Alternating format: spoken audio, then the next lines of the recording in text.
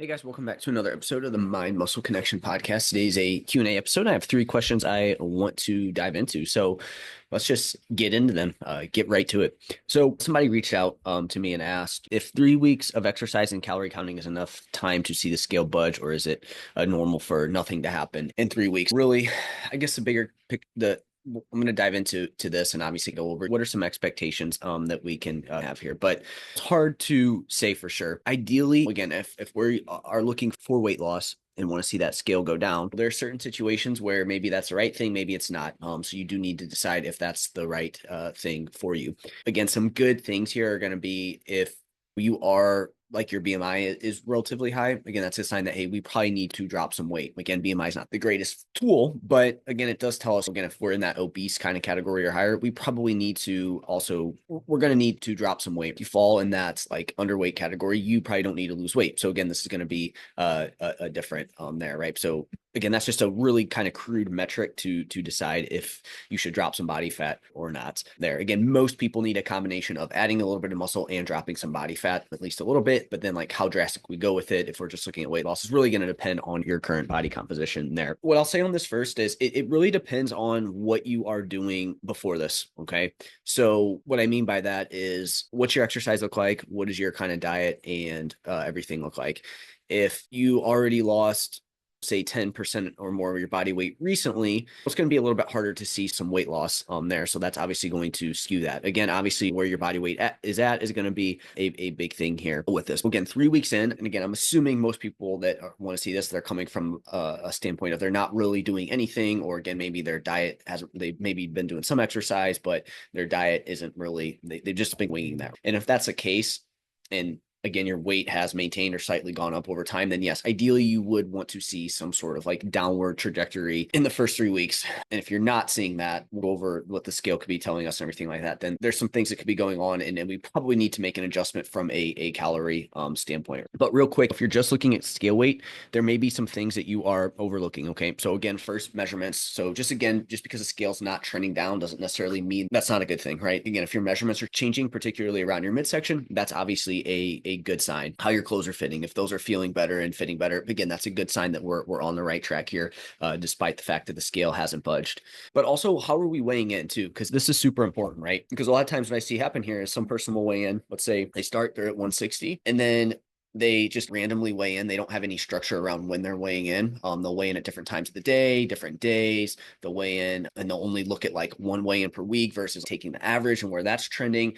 And so you might see this where, and again, specifically for women, you weigh in to start at one, and then you just maybe weigh in once a day or once a week, or again, like I said, you just do it randomly throughout the day, and then you have a weigh in 3 weeks later. Again, it's random. You just do it at a random time of day, and it's still at 160, right? Or maybe it's at 161. You're like, what's going on? Nothing's happening. We're overlooking a lot of these things. Again, you could be, again, depending on when you're weighing in, if one day you weigh in early in the morning, or again, under different conditions where like maybe you went to the bathroom before, maybe you didn't, maybe you had food, maybe you had more water, maybe you had less, you're going to start to you're going to see this kind of noise where, again, your weight is going to fluctuate. But if we actually zoomed out, got very structured with when we're weighing in, so again, say Monday, Wednesday, Friday, first thing in the morning, post bathroom, pre-food or drink, and then we're taking it at least 3 times a week, taking the average for the week, and then seeing where that weight is trending, you may find that you're actually trending down.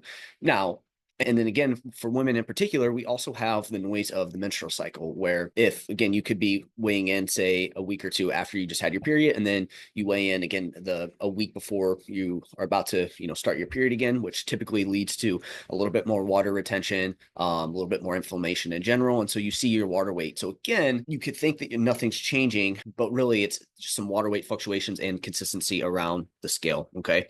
And then on top of it too, like, what you're doing beforehand is also important from an exercise standpoint. If you are just say walking and then you start weight training, again, are you going to see this like massive amount of muscle in that period of time? No, but it could mask some of it, especially if you're someone who has trained in the past and you built some muscle in the past. Again, we know that you're probably going to regain muscle at a little bit of a quicker rate. Now, and saying that, I do feel like sometimes that's a cop out for people like, hey, my weight's not changing, but I'm weight training, so I'm just building muscle. Again, it's not going to happen almost 1-to-1. It would be awesome if it was 1-to-1, but it's usually not.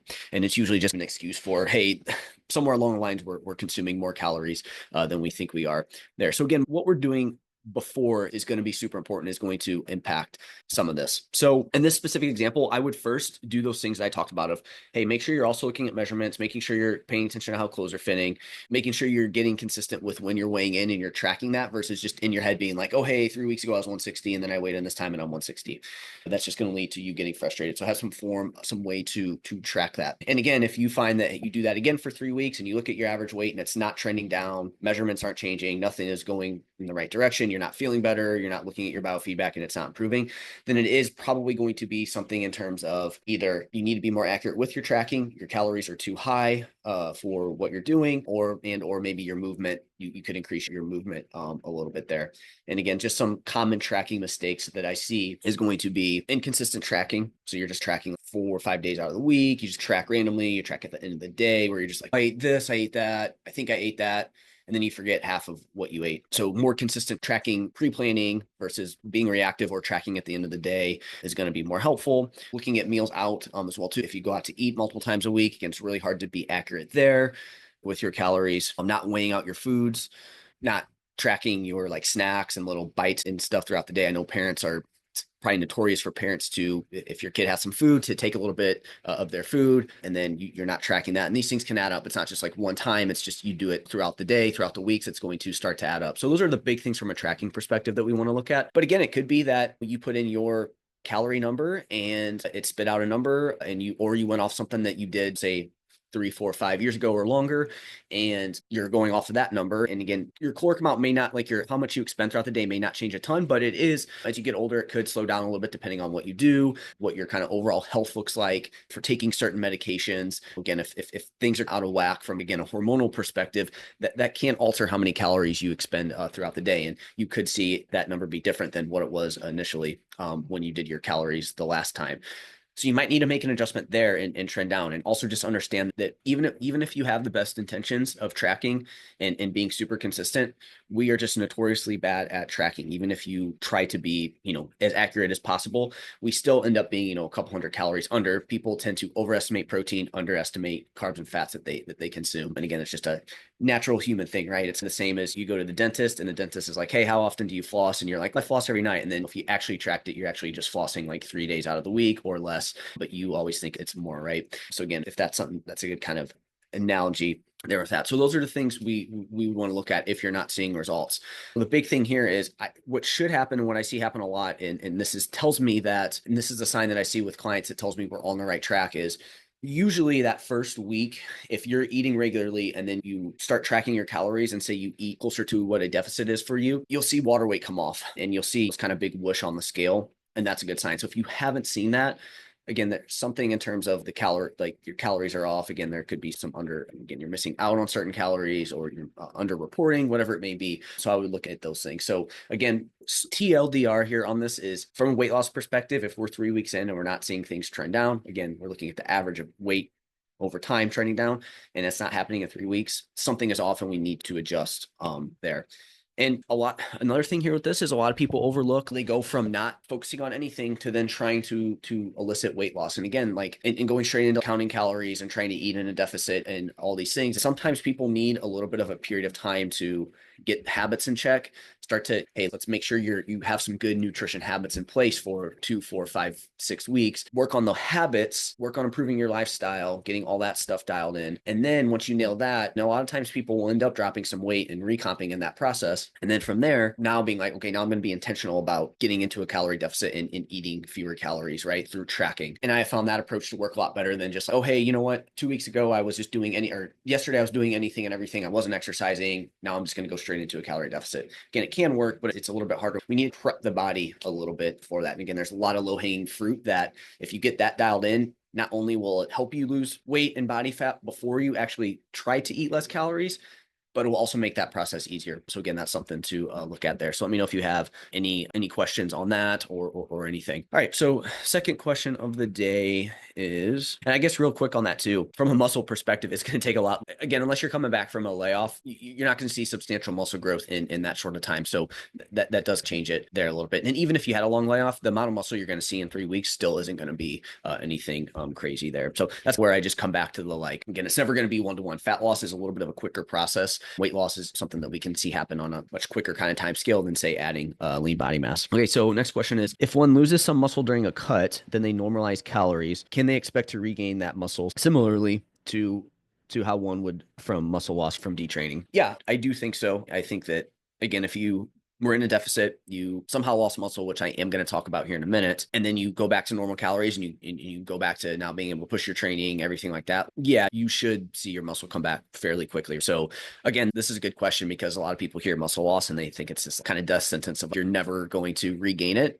But that's not the case. You will regain it, but it's important what you do in that process. What do a lot of people do? They lose weight. And again, maybe their methods are absolutely terrible. It's just kind of crash dieting, just trying to lose as much weight as possible. And then they are done. They reach their goal weight and then they don't do anything. And then that's where you see this. If you did lose muscle, you're not going to regain it because you're not doing anything to actively rebuild it. So again, you should, if you go back to weight training, pushing your training, eat enough protein, like you should regain that muscle. In saying this, I feel like the whole muscle loss thing is, again, unless you're just doing some absolutely crazy crash diet and you're not eating protein and you're not weight training, the amount of muscle we should lose in a deficit should be slim to none. And the other big thing is your current body fat percentage. The only other time that I would see that potentially you like losing some muscle is going to be part of the equation is if you're super lean. So again, this should only be happening if you're a bodybuilder or a competitor. And if you're not, you really shouldn't be losing muscle in this process unless you have to be at a certain weight for something at a certain period of time. Then again, we have to take that into consideration. But again, in most situations, that's not the case. So my big thing here is if you aren't super lean, this really should not be an issue. You should not be losing muscle. So this shouldn't be a problem anyways. Because again, a lot of people think that's going to happen, but if we're smart about our approach, we're not going to lose any muscle. And in some cases, we can potentially gain some muscle as we're dropping body fat. And again, and honestly, I'm going to come back on that a little bit. I think a lot of people can build at least a little bit of muscle in a deficit for a period of time. Obviously, it's going to depend on your training history and your body composition and everything like that. But again, if we're not crash dieting, again, you don't have to necessarily have the super, super slow weight loss, but just crash dieting being like, let's say you're trying to lose 2 pounds or more per week. Okay, that to me is crash dieting. And also crash dieting is, again, you're not focused on these things that I'm about to talk about. You're not focused on getting protein in. You're not focused on your micronutrients. You're not focused on your macros. You're not focused on how you feel. You're just crash dieting, right? That is a potential issue there. But again, if we eat enough protein, we time our meals around our workouts to where we can still feel somewhat good in our training. We take the right supplements. Again, you can potentially use like caffeine, making sure you continue to take creatine, get enough sleep. Like you're not going to lose muscle again, unless you're super lean. And if you're not, then you like muscle loss shouldn't even be on your mind whatsoever. And if it is, we need to reevaluate what you're doing in that weight loss process there. But in saying that, if you do, for whatever reason, lose a little bit of muscle and you continue to weight train, you're going to be good to go. You will gain it back. How fast? I don't know. I can't say that. I think it depends on a lot of things. I don't think in the research we really know either.